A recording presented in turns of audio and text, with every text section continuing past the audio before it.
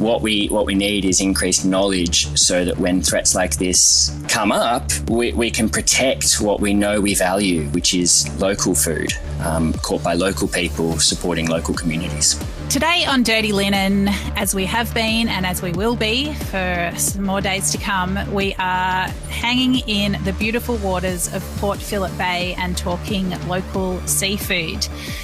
Today's guest is Oliver Edwards. Oliver is a chef at beautiful Hazel restaurant in the city of Melbourne. He's also a founder of Good Fish, Bad Fish, a guide to sustainable seafood. Oliver, welcome to Dirty Linen. So great to have you on the show. Thanks for having me.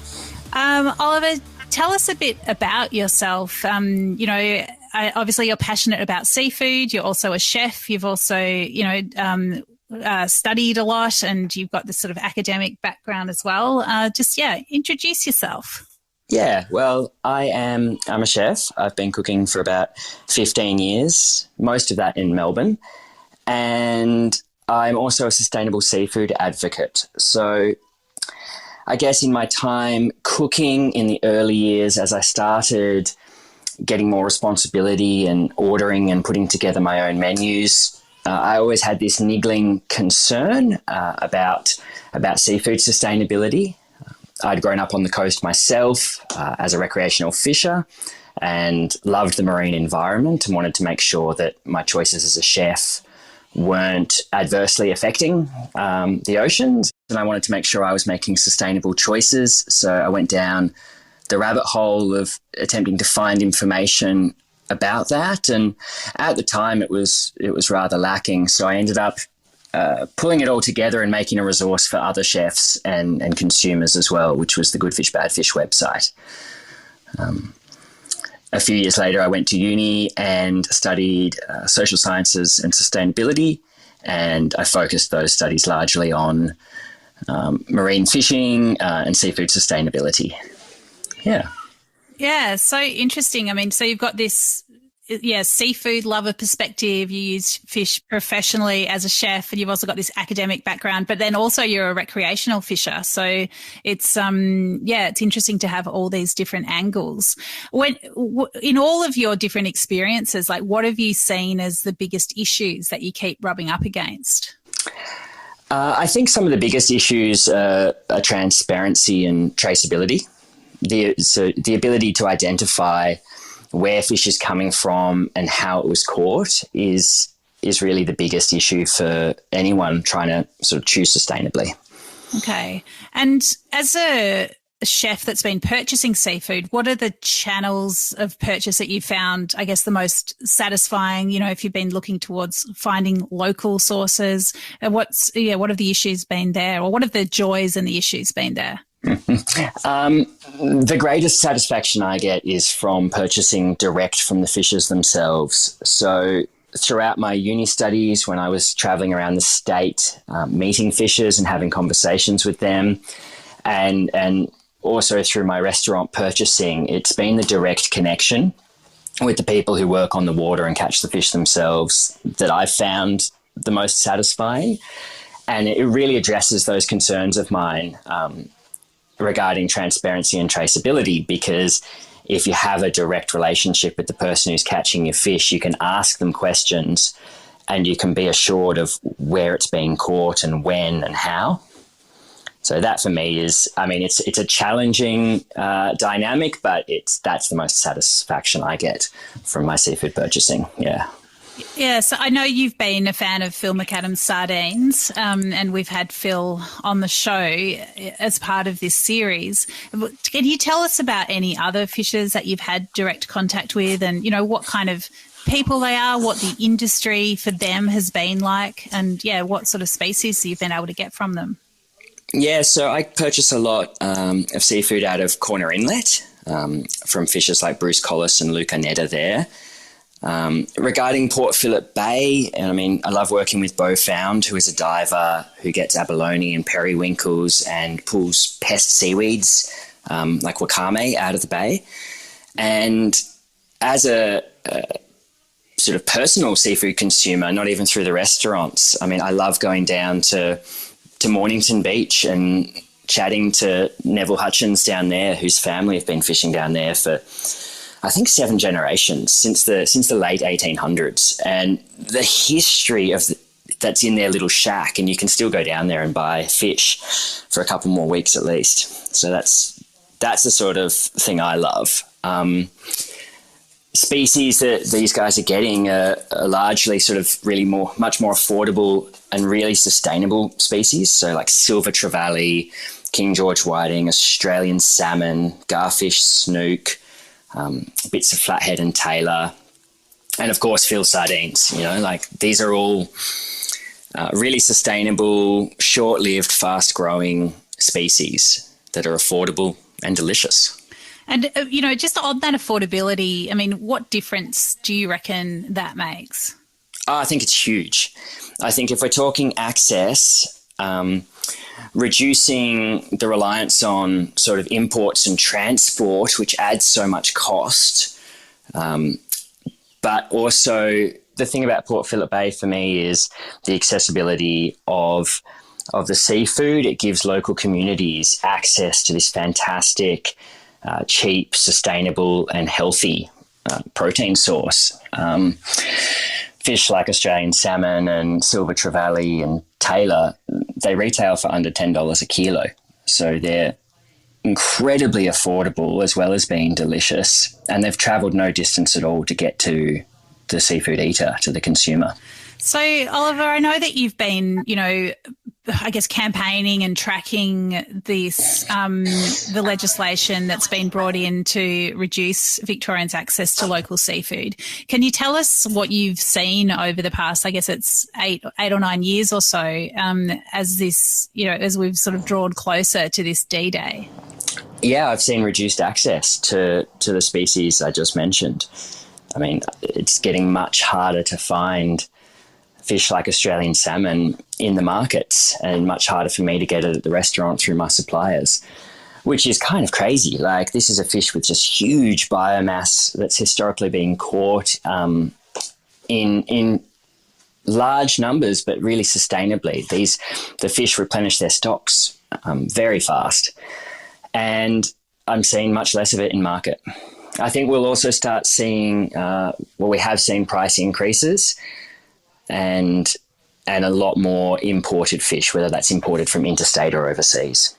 And how has our society let this happen? Like, who are the stakeholders? What have the arguments been? Why is this happening? I think it happened because we're disconnected from our food supply. When this legislation was proposed, in sort of 2013, 2014, it started getting a lot more traction. People who I talked to didn't really realise that fish was coming out of Port Phillip Bay. They didn't realise what a clean and vibrant fishery was there. And so it was very hard to educate them about the loss that they were going to experience when it closed. So I think that disconnection has been the biggest issue throughout these campaigns. And who have the people been that have been arguing for this? Like, why has it happened? It was a recreational fishing lobby. So it was an action group that was called Friends of Corio Bay Action Group, who basically announced, along with the recreational fishing body, that they wanted to remove commercial fishing, which they saw as competition for the fish in the bay. And they proposed this to the state government, who basically lapped it up.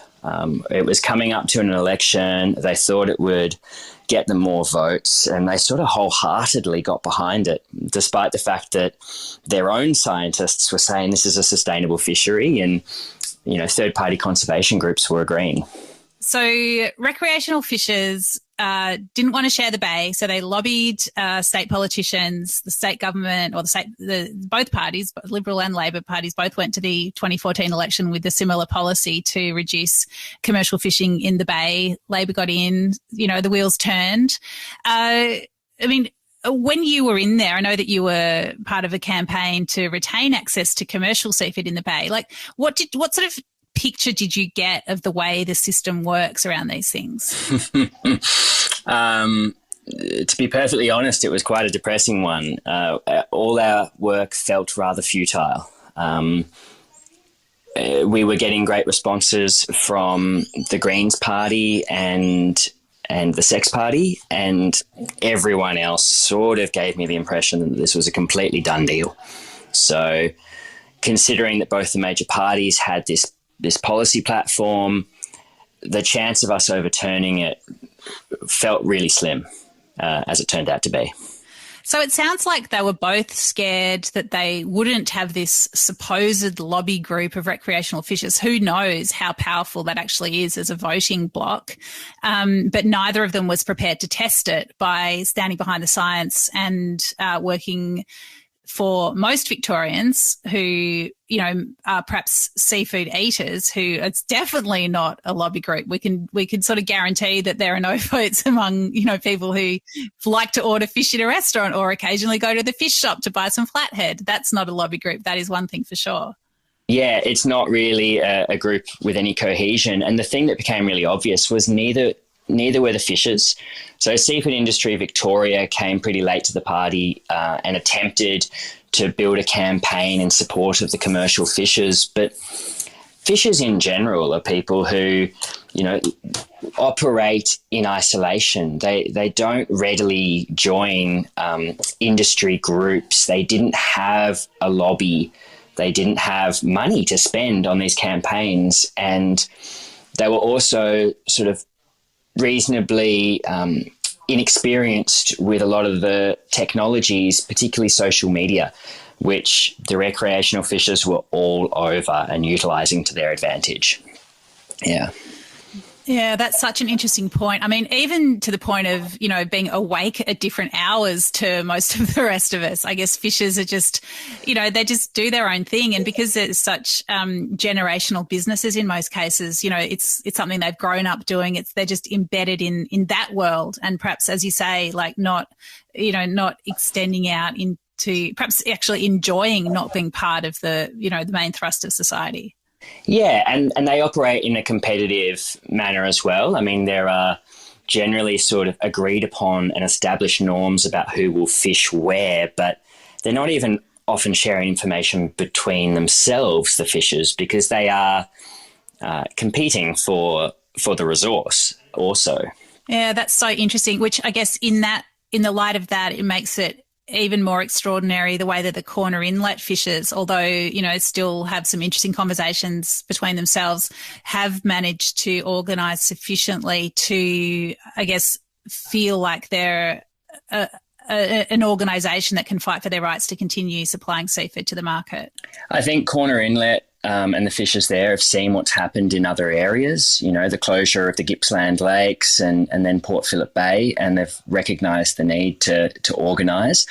They also have a much smaller geographic area. I mean, the towns, of Port Albert and Welshpool and aren't very far from each other, whereas when you think about Port Phillip Bay, you've got commercial fishers launching from the Mornington Peninsula and also from down on the Bellarine. So, and everything in between, including Corio Bay. It's a much larger geographic area, and these guys aren't running into each other at the shops like the fishers in Corner might be. Something else I wanted to touch on is, there's been there's a 2014 election at which this policy came in. There was then the 2018 election. We got a 2022 Victorian state election. For example, the Minister for Fishing is not the same person that it was when this policy was passed. Like, do you get the feeling that the current Minister, Melissa Horne, is sort of as, has a deep understanding of this policy, believes in it? Do you think where does the political will lie at the moment, do you think? I'm not sure there is any. I'm not sure there's any political will to revisit this. And, Phil McAdams had some really fantastic arguments that at least the sardine fishery should be retained because it provides the bait for the recreational fishers. And it's very easy to monitor and it's a very small scale fishery. And even his proposal to continue bait fishing was recently rejected. So I don't see much political will. And I think it's also compounded by the fact that because of the way the license buyback scheme worked, most of these fishers have already left. They've already exited the fishery. And so there's not really going to be any uproar when it closes in a couple of weeks. And there's not many people left fighting. They've had to go and find, other licenses or other careers. Yeah, it is really sad. So the way the buyback worked, it was that people were incentivized to get out early, and the money that they would receive for surrendering their license reduced year by year. Phil just really didn't want to do anything else, and he stuck it out, I guess, partly because that's just what he does, but he also believes in it as an industry and didn't want to see it go. But understandably, other people have, made a choice, a financial choice that you can completely understand. I feel like the solution, Oliver, has to be that there is a seafood eaters lobby group. Probably isn't going to be a formal foundation, but I feel like Victorian consumers have to be more exercised by this. Do you see, you feed the public. Do you reckon people care about seafood? What are the things that people such as yourself can do to increase awareness and to increase that care factor? I think that people do care. We are often met with sort of excitement when people realise that we're serving fantastic, fresh, local seafood.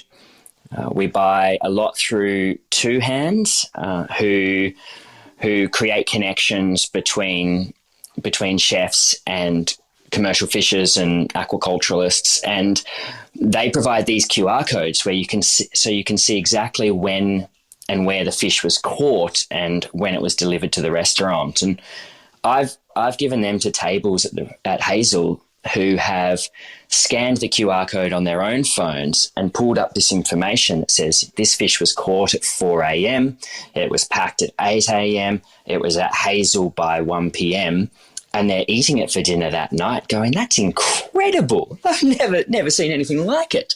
So there's definitely people who care about that, who care about quality, provenance, and food miles, and would love to see local seafood stay on the menu.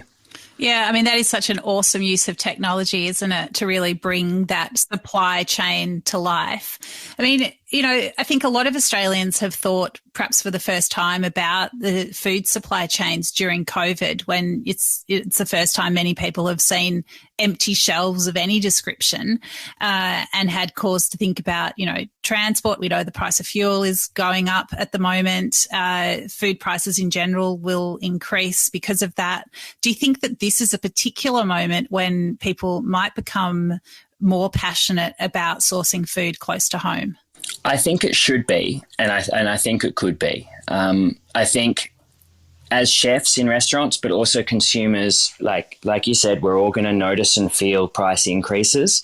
And by and large, the produce that I get from small growers in the Yarra Valley or Kuwirup won't go up in price, while the stuff imported from Queensland, New South Wales and overseas will. So there's definitely an economic argument to retain local agriculture and fisheries, and it also ensures freshness and quality. So I think this could be a time to really capitalise on that growing awareness of the need to preserve the local food systems. Yeah.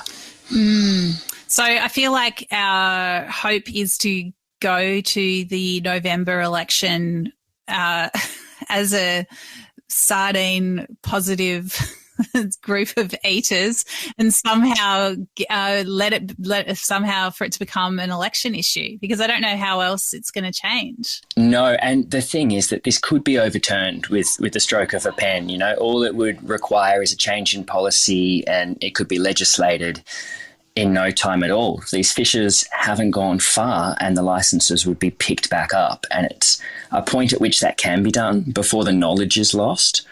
because a lot of the fishing knowledge that we're talking about has been passed down orally from generation to generation, or it's sitting in little books. Like when you go and visit Neville Hutchins down on Mornington Beach and chat to him, he's got catch records from his great-great-great-grandfather who wrote in a small book, you know, today in these weather conditions in this spot, I caught this much salmon.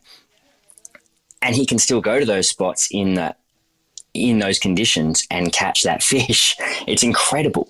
So while that knowledge is still present, I think that's the time to attempt to rebuild the fishery and have these people take back the licenses. Yeah, absolutely love that. And I mean, I'm really heartened that you do think that people would pick those licenses back up, that, you know, they've still got the gear and the knowledge and the desire to go out there and fish for those species.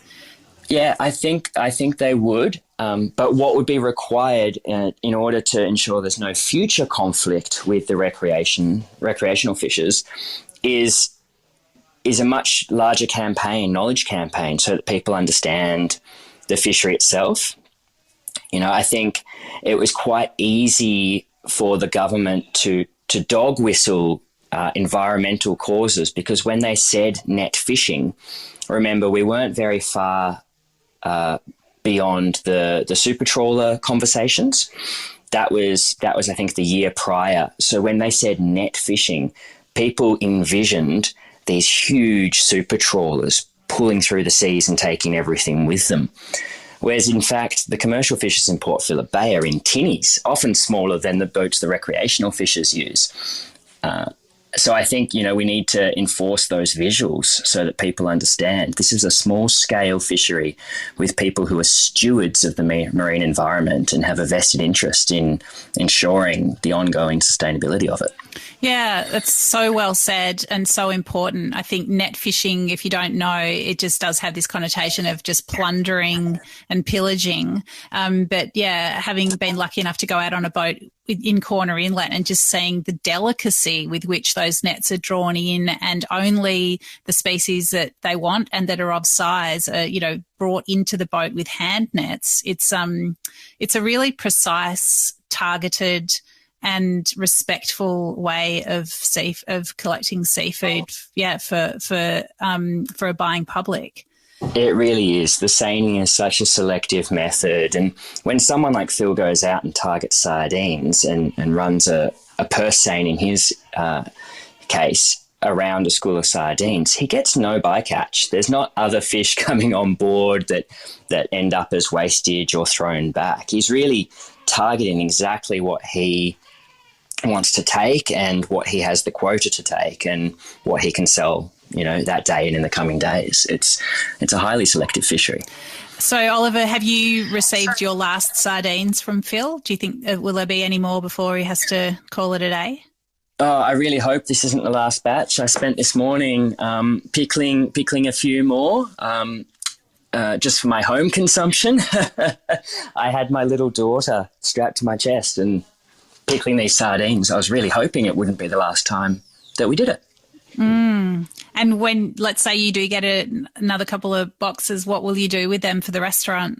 I think my aim will be to preserve them so we can serve them for as long as possible. I love pickling them with a little white onion and fennel, some bay leaves and an apple cider vinegar, and then serving them with, you know, char-grilled toast or something like that.